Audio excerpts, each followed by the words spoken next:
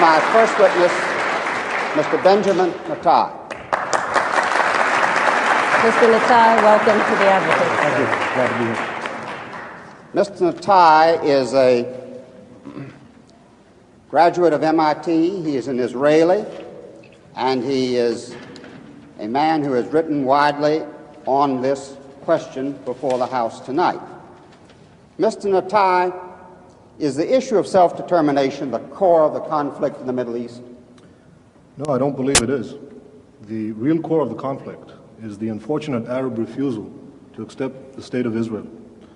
And I think, as was mentioned earlier, for 20 years the Arabs had both the West Bank and the Gaza Strip. And if self-determination were, as they now say, the core of the conflict, they could have easily established a Palestinian state then, but they didn't. When did the issue arise then? Well, for 20 years, we didn't hear a word about self-determination. And in fact, what we did hear, those of us living in the Middle East, was about driving the Jews into the sea.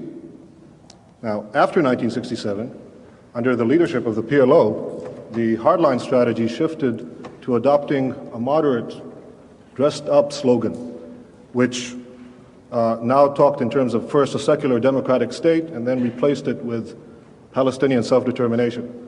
But what this really means, contrary to what Mr. Aruri said about 1977 being a changed year in the PLO's objectives, let me quote you what the PLO Information Office said in a Dutch paper in 1977, in May 5th. 77? May 5th, 1977, yes.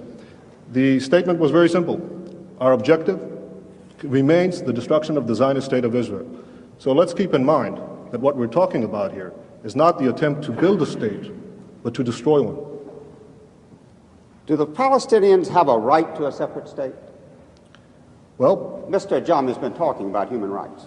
well, I think that no, I don't think they do, but I think that it's quite instructive that the Palestinians who are invoking the right of self-determination, which is an attribute for separate nations, themselves are the ones who define themselves as part of the Arab nation. Now, no one is denying that there are Palestinian Arabs. There's a very distinguished Palestinian Arab sitting right next to me. But the Palestinians themselves, in the Palestinian National Covenant, the very first article, say that the people of Palestine, quote, are part of the Arab nation. Well, let's look at the Arab nation. It has 21 states, an area roughly the size of the United States, and 1/6 of the entire world's wealth. Now, add to that the fact that there already exists a Palestinian state, and that is Jordan, 60% of whose population is Palestinian. I think it's quite interesting that Yasser Arafat and King Hussein, who are bitter enemies, agree on one thing, that Jordan is a Palestinian state. So what we're talking about is a demand for a 22nd Arab state and a second Palestinian state. What should be done with the Palestinians on the West Bank? It's a problem, so what should be done about it, in your opinion?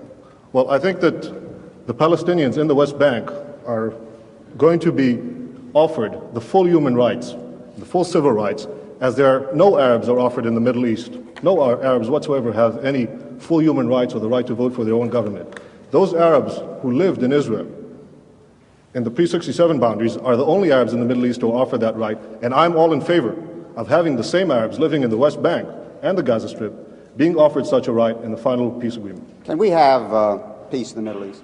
Very briefly, please. Yes, I sincerely hope so. Look, I'm 28 years old. I've had to defend my country in 2 wars and in many battles. Nobody wants peace more than Israel. But the stumbling block to the road for peace is this demand for a PLO state, which will mean more war, which will mean more violence in the Middle East. And I sincerely believe, if this demand is abandoned, we can have real and genuine peace. Thank you. Thank you. Thank you, President. Now we'll go to Mr. Ajami. Mr. Ajami, some questions for Mr. Netanyahu.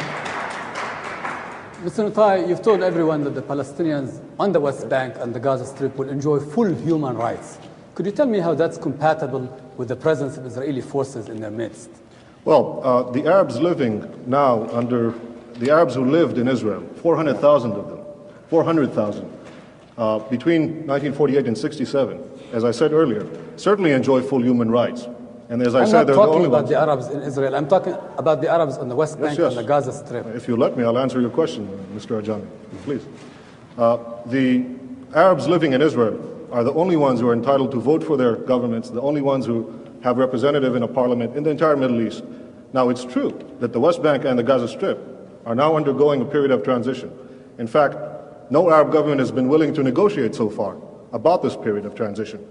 And I think that when this transition, when negotiation period is ended, there is no reason why under either Jordanian citizenship or Israeli citizenship, these Arabs will not have the full human rights, the right to vote for their representatives, as the Arabs in Israel do, as hopefully all the Arabs in the Middle East will do someday. Mr. Netanyahu, does the state of Israel itself accept that the people on the West Bank and the Gaza Strip have the right to vote on whatever future they choose? Well, Mr. Ajami, I just outlined that in the event that this negotiation process will continue, I'm sure that what we're talking about is in fact eventual citizenship of some kind, either Jordanian or Israeli or in any other arrangement in which these people will certainly vote.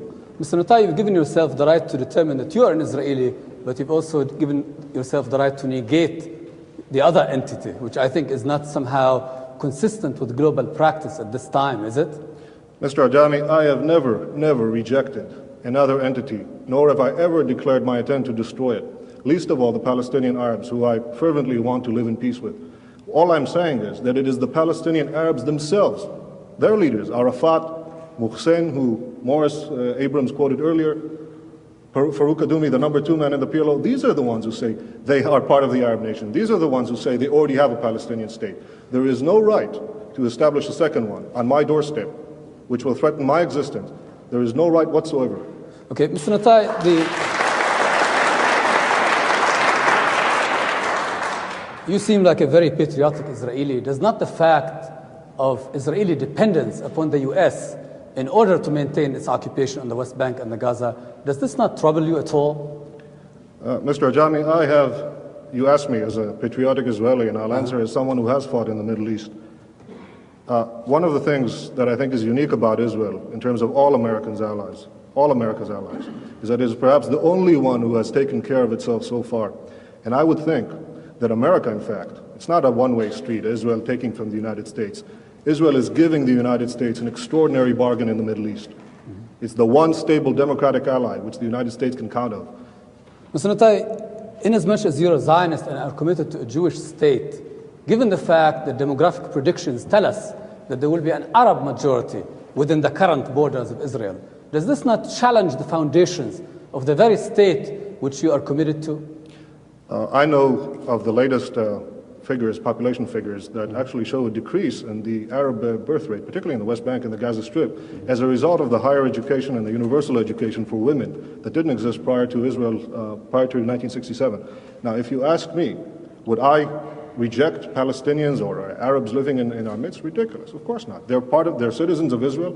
If they... No, I'm talking about the West Bank and Gaza. You see, we're still going back to the core of it. Yes, I agree. Whatever will be the final arrangement, these people should be free to multiply as they wish. I think that it is written in the Bible, multiply and be fruitful. I think these people should have that right. I'm not going to start enforcing a birth control program under any circumstance. Thank you. With that biblical injunction, I will turn to Mr. Abram. One more question to Mr. Netanyahu. Mr. Netanyahu, since the subject is what should the United States do, may I ask you if you could summarize why, in your opinion, the United States should oppose the creation of a PLO state?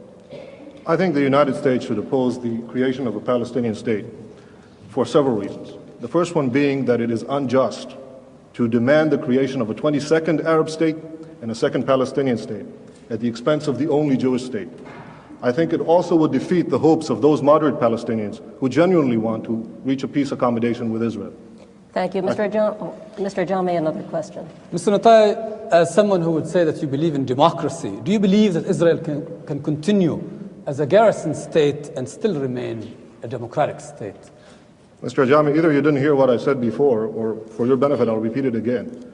No, Israel does not intend to remain a garrison state. Israel wants to live in peace and wants to be secure. If that involves maintaining military guarantees, our own military guarantees against the destruction of people who surround us, yes, I believe we should fight for our survival. If I have to, I'll fight again, but I hope not to. Thank you. Thank you, Mr. Ajami. Mr. Natal, thank you for joining us on The Advocate.